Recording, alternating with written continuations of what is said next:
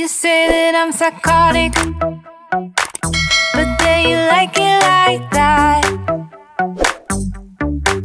It's like every Selepas kepergian Mas Agam, aku masih terpaku. Tak percaya bila ia tega mengatakan kata-kata yang begitu menyakitkan padaku. Apakah ini sisi lain darinya yang tidak ku ketahui? Aku memang hanya tahu kehidupannya di rumah. Di luar sana, aku tidak pernah tahu apa yang dilakukan serta bagaimana perilakunya. Saat asyik dengan segala pemikiranku, tiba-tiba gawaiku berdering. Nomor baru terpampang di layar. Assalamualaikum. Sapaku. Waalaikumsalam Nia sayang. Apa kabar? Sudah lama aku tak pernah tahu kabarmu. Tadi iseng-iseng buka grup WA alumni Aliyah. Aku lihat foto kamu. Maklum, kita sekolah di zaman belum ada HP. Jadi setelah lulus aku kehilangan jejak kamu. Suara di seberang telepon terus terdengar, tanpa memberi kesempatan padaku untuk menjawabnya. Aku tahu siapa dia. 3 tahun kami satu kelas dan satu indekos, membuatku tak bisa melupakan spesies langka yang satu ini. Afifah, gadis mungil yang kecepatan bicaranya melebihi kilat. Gadis baik yang selalu menolong siapapun yang membutuhkan. Teman sekaligus saudara bagiku. Tetapi harus terpisah saat kami lulus. Ia berasal dari kabupaten lain. Pada waktu itu, handphone menjadi barang langka. Hanya dari kalangan berada yang punya. Itu pun belum secanggih sekarang untuk fitur dan aplikasinya. Afifah sudah memilikinya tetapi aku belum. Sempat ia memberi nomor agar aku bisa menghubungi tapi hilang. Halo Ni, kamu masih dengerin aku kan? Setelah ia berbicara panjang lebar barulah ia ingat aku. Akhirnya malam itu, kami bercerita panjang lebar tentang kehidupan kami selepas lulus Aliyah. Ternyata, ia belum memiliki anak di usia pernikahan yang ke-6 ini. Begitulah kehidupan. Tak ada yang sempurna. Setiap orang akan mendapat ujian yang berbeda-beda. Dan mengobrol dengan Afifah membuatku sejenak lupa pada permasalahan dengan Mas Agam. Afifah sedang menggeluti bisnis produk kecantikan yang diiklankan oleh artis-artis ternama. Salah satunya pemeran utama sinetron Ikatan Tinta, yang sedang viral. Nama produknya adalah NS Glowing. Ia sudah menjadi member dengan penghasilan di atas 20 juta dalam sebulan. Dan saat ini tengah mengajukan untuk menjadi agen. Afifah paham bahwa di daerahku belum ada yang menjadi member untuk produk ini. Ia menawari kerjasama denganku. Awalnya, ia bilang akan mendaftarkanku sebagai reseller. Mengirimku 10 paket produk tersebut ditambah gratis 1 paket untukku. Uangnya bisa ditransfer setelah semua laku. Dia memang baik dari dulu. Kamu pakai aja dulu. Insya Allah aman dan tidak menimbulkan ketergantungan. Kalau gak percaya, kamu pakai saja. Setelah wajahmu bagus, coba berhenti beberapa hari. Timbul reaksi sama wajahmu atau enggak? Insya Allah enggak sih. Abis kamu berubah cantik tuh. Kamu iklan deh. Nanti aku kirimi video yang endorse artis-artis. Kamu buat story. Kalau udah banyak yang pakai, kamu daftar jadi member. Nanti aku bantu modalnya say. Jangan khawatir. Kamu bisa balikin modal dengan cara nyicil dari untung yang didapatkan. Di kabupaten kamu belum ada member. Pasti nanti laku keras. Apalagi kalau kamu jual di Shopee juga. Pasti tambah untung tuh. Sebuah tawaran yang menggiurkan dan patut aku coba. Apalagi, aku tak perlu modal. Setelah pembicaraan ngalor ngidul dengan Afifah, semangatku untuk bangkit dan menjadi wanita sukses berkobar dalam dada. Akan aku tunjukkan pada Mas Agam, kalau aku bisa menjadi wanita sukses. Ia sudah bilang bahwa aku mengemis nafkah padanya.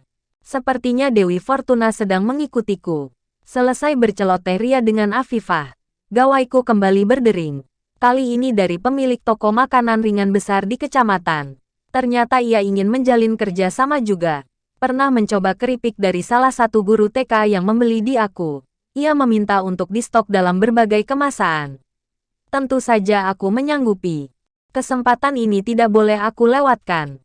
Keripik pisang sama singkongnya bisa dikirim lusa Mbak Nia. Tanyanya kemudian, setelah aku menyanggupi. Bisa Mbak insya Allah. Jawabku dengan mantap.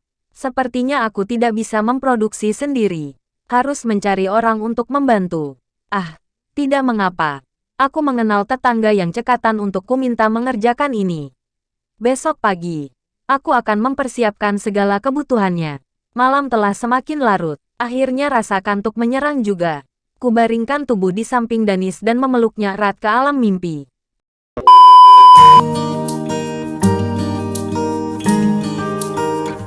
Pagi ini aku sudah mendapatkan orang yang akan membantuku membuat keripik. Dengan bahan sisa yang ada, mereka mulai bekerja setelah kuajarkan.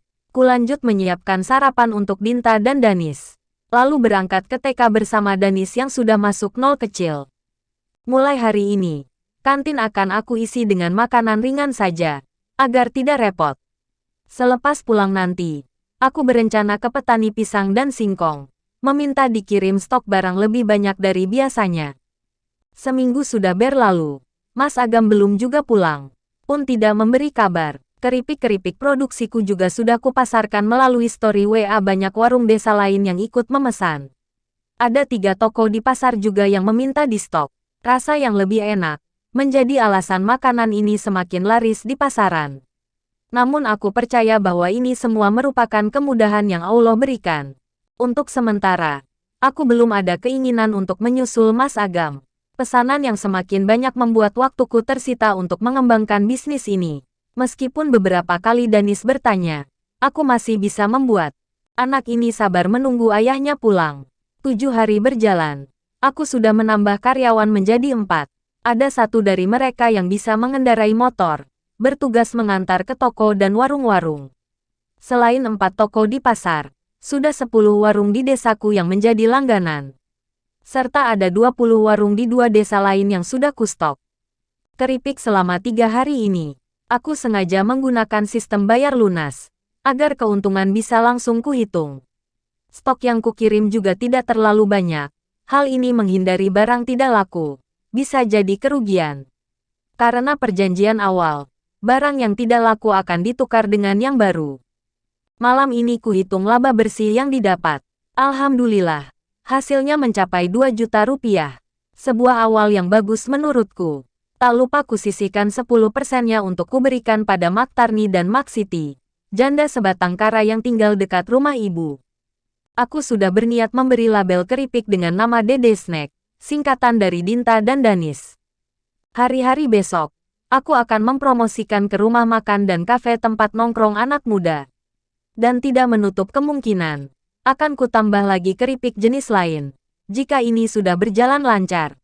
Selain usahaku semakin besar, tentunya bisa menyerap tenaga kerja, memanfaatkan tenaga ibu-ibu rumah tangga supaya mereka memiliki penghasilan. Untuk urusan kantin sekolah, aku akan mempekerjakan salah satu ibu wali murid yang setiap harinya mengantar dan menunggu anaknya hingga pulang. Dengan seperti ini, pekerjaanku tidak terlalu berat, dan di sisi lain memberikan rezeki pada orang. Produk kecantikan dari Afifah sudah mendarat 2 hari setelah telepon malam itu. Sudah kuiklankan ke teman-teman guru TK. Aku pun sudah mulai menggunakan. Benar kata Afifah, produk ini bagus untuk wajah dan tidak menimbulkan ketergantungan. Kesibukan mengurus bisnis nyatanya tak hanya membuat lupa akan masalah dengan Mas Agam, tetapi juga menurunkan berat badan. Wajah yang semakin bersih memudahkanku untuk gencar mempengaruhi teman-teman agar memesan produk kecantikan padaku. Karena dalam menjual, kita harus memberikan bukti terlebih dahulu. 10 hari memakai NS Glowing sudah memberi hasil nyata. Aku semakin sering bersuah foto. Tujuannya supaya teman-teman melihat perbedaan pada wajahku.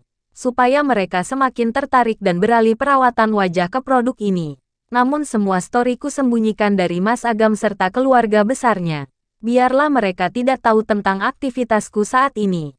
Sore itu, hari ke-14 Mas Agam meninggalkan rumah.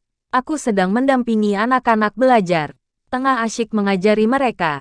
Pintu rumah diketuk agak keras. Aku berpikir jika orang itu sedikit marah. Setengah berlari. Segera aku buka kenop pintu. Dan betapa terkejutnya aku saat mengetahui tamu yang datang dengan raut muka yang tidak bersahabat. Mencoba tersenyum saat hendak menyalami tamuku, tetapi tangan ini ditepis olehnya. Bapak mertua, Bapak Hanif. Ia datang bersama Mbak Eka. Setelah dipersilahkan masuk, keduanya melangkah ke dalam rumah. Langsung saja Nia, Bapak mau bertanya. Kamu apakan Agam sehingga ia pulang ke rumah kami dan menangis? Bapak mertuaku langsung bertanya tanpa basa-basi. Aku ternganga di tempatku berdiri. Pria yang sudah beranak dua dan berprofesi sebagai seorang pendidik, punya masalah yang disebabkan oleh dirinya sendiri, mengadu pada orang tuanya. Aku bingung harus menjelaskan dari mana. Oh, aku juga sudah paham. Mereka berada di pihak siapa.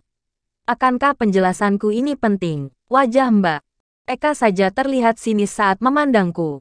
Segera kuatur napas, agar bicara yang akan kusampaikan ini tidak berujung emosi.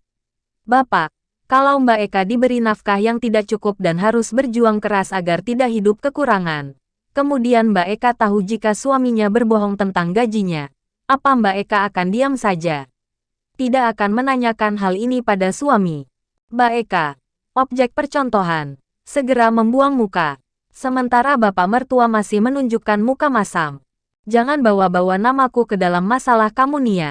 Kita jauh berbeda. Adikku PNS. Kamu harus bersyukur nikah sama dia. Hidupmu terjamin. Wajah kamu aja kelihatan bersih. Mana bisa kamu perawatan kalau tidak memakai gaji suamimu? Gak tahu diuntung. Pakai ungkit uang yang dikasih ke ibu segala. Masih lebih banyak yang dikasih ke kamu Nia, daripada buat ibuku.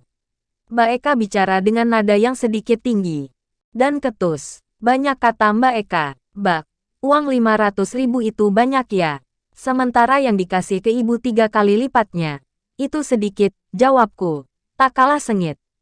Kamu tidak usah cari tahu tentang gaji suami kamu. Biar tidak sakit hati. Dasar kamunya saja, perempuan lancang. Jadi menurut Bapak, aku yang salah. Mas Agam tidak bersalah. Tanyaku untuk memutus perdebatan. Bukankah menghindari perdebatan adalah hal yang terpuji, sekalipun seseorang berada di pihak yang benar? Terlebih, berbicara dengan orang yang tidak mau merasa salah. Iyalah, kalau kamu tidak suka, ya minta cerai dari Agam. Sesalah apapun anakku, tetap aku akan bela. Jangan pernah kamu mencoba menyakiti Agam. Camkan itu, ancamnya kemudian. Bapak mertua dan Mbak Eka lantas berdiri, berlalu begitu saja. Bahkan, berpamitan ataupun menyapa Dinta dan Danis pun tidak. Mereka berdua terlihat ketakutan, berdiri mengintip dari balik tembok. Aku membuang napas kasar dan bergegas menghampiri kedua buah hatiku, dan membawa mereka ke dalam pelukan. No more hope is left in me. I can see what comes by.